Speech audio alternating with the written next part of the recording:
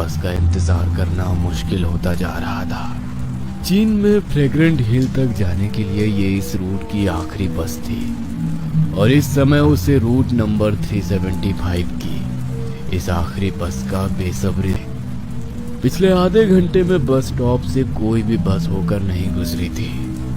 एक युवक बस का इंतजार कर ही रहा था कि तभी उसे सामने से एक बूढ़ी औरत छड़ी टिकाती हुई बस स्टॉप की तरफ आती नजर आती है। बूढ़ी औरत के वहां पहुंचने के कुछ ही मिनट के बाद रूट नंबर 375 की बस स्टॉपेज पे आके रुक जाती है।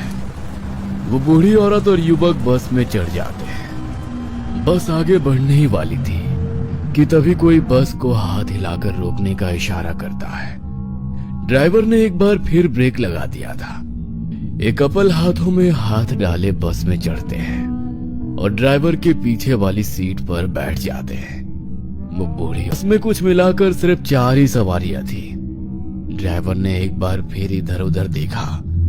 जब उसे कोई सवारी दिखाई नहीं दी तो उसने बस को आगे बढ़ा दिया। ड्राइवर के बस को आगे बढ़ाने के बाद बस में सवार लेडी कंडक्टर एक एक करके टिकट काटने लगती है। बस में बैठा कपल एक दूसरे के कंधे पर सर रखकर नींद की झपकी ले रहा था। वहीं बूढ़ी के सामने बैठा युवक कानों में वॉकमैन लगाकर आंख बंद करके गाने सुन रहा था। लेकिन बूढ़ी औरत पूरी तरह से सतर्क थी। वो बार बार मुड़कर बस में सवार सवारियों और ड्राइवर को देख रही थी। उसकी आंख अचानक ही बस का ड्राइवर बस की स्पीड बहुत धीमी कर देता है। क्या हुआ? बस इतनी धीरे क्यों कर दी? सामने इतना कोहरा है, कुछ समझ नहीं आ रहा है कि सड़क किस तरफ है। ज्यादा तेज चलाऊंगा तो एक्सीडेंट हो सकता है। अच्छा ठीक है, आप ध्यान से चलाइए। चारों ओर बिल्कुल सन्नाटा था। बारिश बंद हो चुकी थी और सड़कों पर कोई भी गाड़ी नजर नहीं आ रही थी। बस भी लगभग खाली ही थी, जिसकी वजह से गाड़ी के इंजन के अलावा और किसी भी तरह की आहट गाड़ी में से सुनाई नहीं पड़ रही थी। खराब मौसम और कम विजिबिलिटी होने के कारण ड्राइवर के साथ साथ बस में सवार बूढ़ी औरत के माथे पर भी चिंता की लकीरें उभर रही थी, क्योंकि बाकी सवारियां आंखें बंद किए थी। उन्हें बाहर के मौसम का कोई अंदाजा ही नहीं था। अचानक से बस की छत पर किसी के होने का एहसास होने लगता है और धम धम की आवाज सुनाई पड़ने लगती है। ये कैसी आवाज है? चलती हुई बस में बस की छत पर कौन हो सकता है? मैं बस रोक कर देखता हूँ। ड्राइवर बस रोक कर उतरता है। तभी अचानक से बस के ऊपर से आ रही आवाज बंद हो जाती है। ड्राइवर बस के चारों ओर घूम कर देखने लगता है। अचानक ही ड्राइवर के ऊपर एक बिल्ली कूद पड़ती है, जिसके कारण उसके मुंह से एक जोरदार चीख निकल जाती है। ड्राइवर दौड़ते हुए वापस से बस में चढ़ जाता है। क्या हुआ? क्या था बाहर? एक बिल्ली थी, वही बस के ऊपर घूम रही थी शायद। आगे बढ़ते हैं, आसपास जंगल है, यहाँ रुकना ठीक नहीं है। क्या कहा? एक बिल्ली थी? बिल्ली के बस की छत पर चलने से इतनी तेज आवाज नहीं हो सकती। बूढ़ी को अपने आसपास कुछ असामान्य सा घटित होता हुआ महसूस हो रहा था। वो महसूस कर पा रही थी कि उसके साथ कुछ तो अजीब हो रहा है। अचानक ड्राइवर बस की स्पीड बढ़ा देता है। अरे, सामने कुछ नजर नहीं आ रहा है और तुम इतना तेज बस दौड़ा रहे हो, कर क्या रहे हो? बुढ़िया की बात का जवाब दिए बिना ड्राइवर घूमते हुए एक नजर बुढ़िया की ओर देखता है और एक बार फिर से अपना पांव एक्सीलेटर के ऊपर रख देता है। सामने सड़क पर एक दोराहा नजर आ रहा था, जहां से सड़क लेफ्ट और राइट 2 डायरेक्शन में डिवाइड हो रही थी। ड्राइवर बस को बाईं ओर मोड़ लेता है। अरे, कैसे ड्राइवर हो तुम? किधर मोड़ लिया बस को? ये रास्ता जंगल की तरफ जा रहा है। नए नए भर्ती हुए हो क्या? रास्ता ठीक से नहीं मालूम? अरे आप आराम से बैठिए ना, बार बार क्यों टोका टोकी कर रही हैं? मुझे पता है कि अपना काम कैसे करना है। इस रास्ते पर ट्रैफिक कम होता है, कोहरे में इधर से जाना सेफ रहेगा और ये शॉर्टकट भी है, आप चिंता मत करो, थोड़ी देर बाद ये आगे जाकर उसी रास्ते पर मिल जाएगा। बूढ़ी को ड्राइवर के हाव भाव काफी बदले हुए नजर आ रहे थे। कुछ देर बाद तेज गति से दौड़ती बस को ड्राइवर अचानक ब्रेक लगाकर रोक लेता है। क्या हुआ?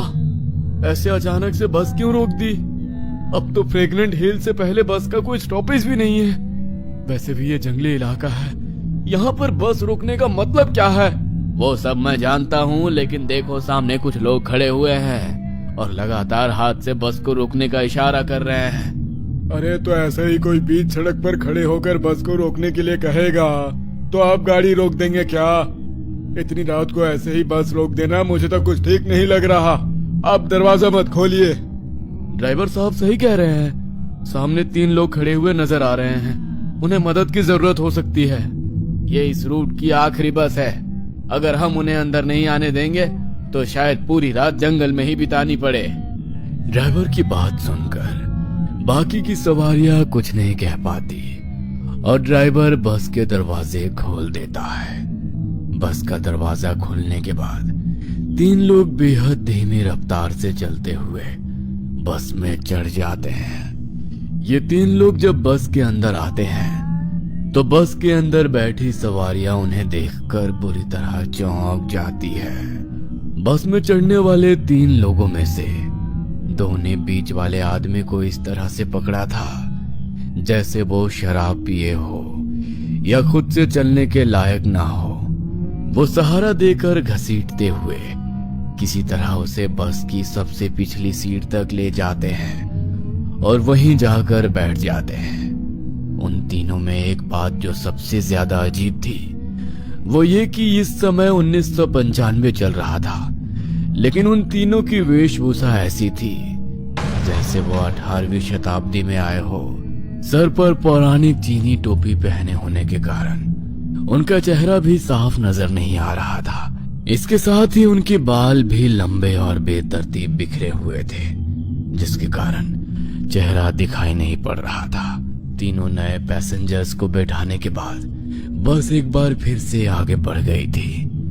बस जैसे जैसे आगे बढ़ रही थी, बस के अंदर की हवा में कुछ अजीब सा भारीपन महसूस होने लगा था। ये किन लोगों को बैठा लिया है तुमने?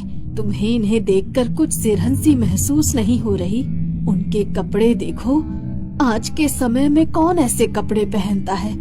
इतने पुराने और भद्दे लग रहे हैं, जैसे कभी धुले ही नहीं हैं। आपने गौर किया? बस के अंदर अचानक दुर्गंध फैल गई है।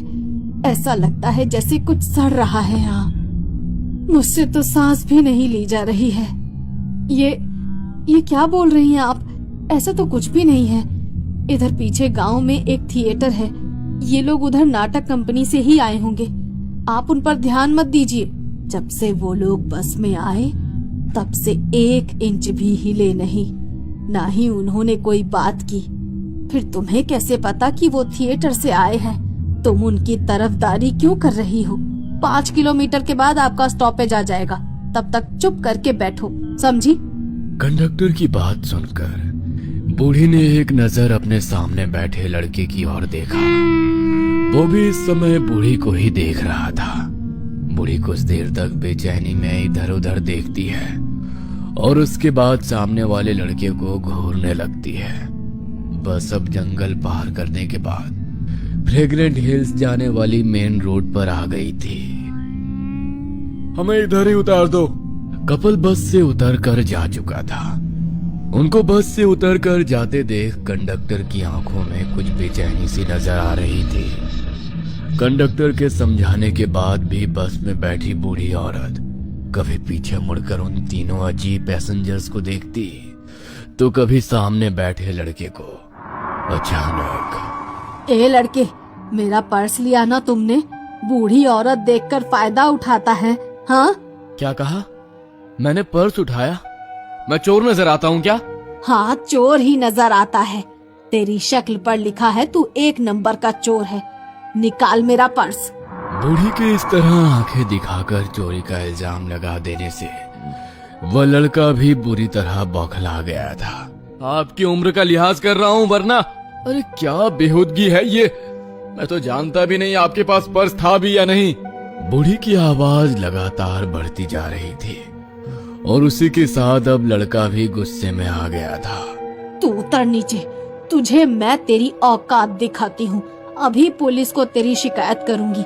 सीनियर सिटीजन्स की ताकत अभी पता नहीं है तुझे, समझा? बूढ़ी और वो लड़का अब ड्राइवर के पास खड़े होकर बस रोकने के लिए चिल्लाना शुरू कर देते हैं। उनका चीखना चिल्लाना देख ड्राइवर गुस्से में बस रोककर उन्हें जाने देता है।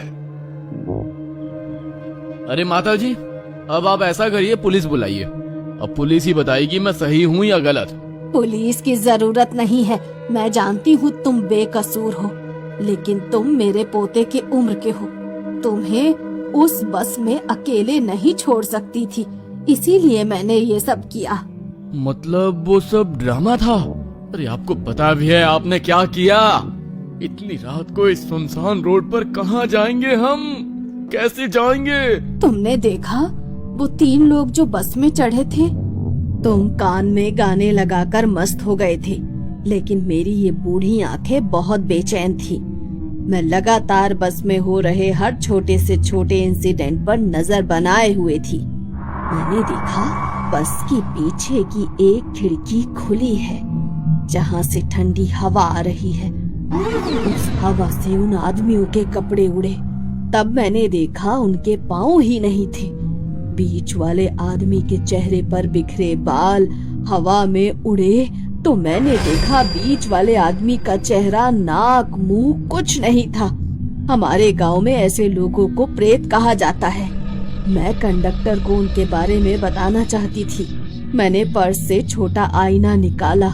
उस आईने में कंडक्टर साफ दिखाई देना चाहिए, लेकिन मेरे कोशिश करने के बाद भी मैंने देखा कंडक्टर का चेहरा आईने में दिखाई ही नहीं पड़ रहा है। हम दोनों लकी हैं जो उन्होंने हमारे झूठे झगड़े पर